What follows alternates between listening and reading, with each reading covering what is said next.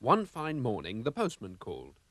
"I hope it's good news," said Mr. Oldcastle, and it was.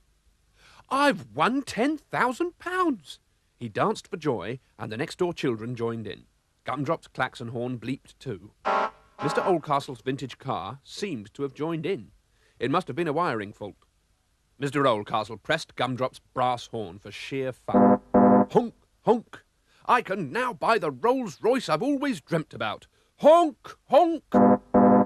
"But that means selling Gumdrop," said the postman. "You can't do that," said the children, who loved Gumdrop. Then Gumdrop's klaxon stopped, as if he understood. Horace curled in a corner and sulked. "Well, I never," said the postman. "They didn't like that," and he drove away. "We want Gumdrop," chanted the children, and they scampered off.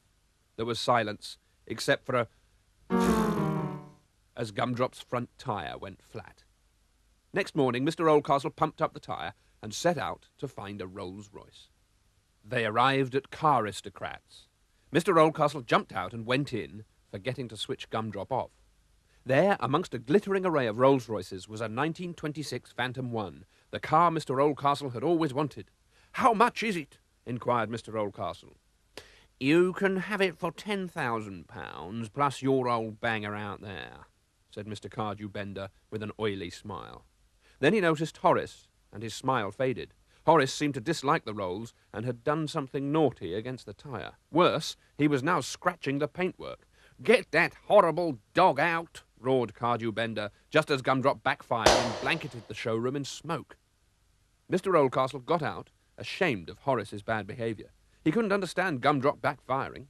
He paid for the damage and left, thinking that the Rolls-Royce would have been too grand for him. Next day he drove out again to search for a suitable car. "The only modern car I would like is a Jaguar," he said. To think about it, he stopped for a coffee. Another car stopped on the slope behind Gumdrop, a new Jaguar. Mr. Oldcastle went for a closer look, just as the Jaguar driver went over to Gumdrop. "Beautiful," they both exclaimed at once. "Let's swap," said Cecil Jaggers. Mr. Oldcastle was tempted. Then something awful happened. Gumdrop had rolled backwards.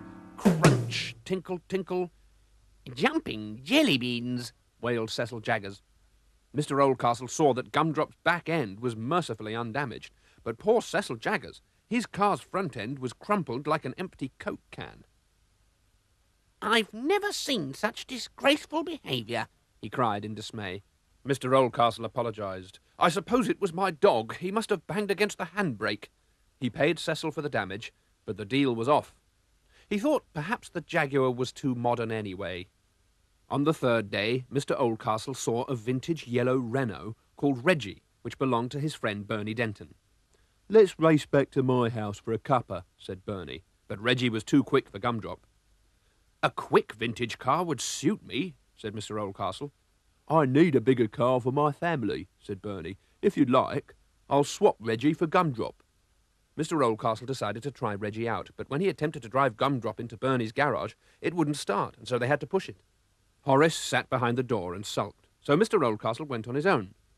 "So you've sold Gumdrop," said the postman disapprovingly. "Where's Gumdrop?" the children demanded. "We want Gumdrop." "Oh, so do I," said Mr. Oldcastle, realising the truth. "I must be mad to part with Gumdrop. Hop in, we'll go back." Bernie was waiting, looking cross. "Your car has leaked oil everywhere." It then dawned on Mr. Oldcastle. Ever since I've thought of selling Gumdrop, he's behaved oddly. Shorting wires, flat tyre, rolling backwards, not starting. He doesn't want to go. And that goes for Horace too. "I'm sorry, Bernie, but I can't swap," said Mr. Oldcastle. "Gumdrop is my friend."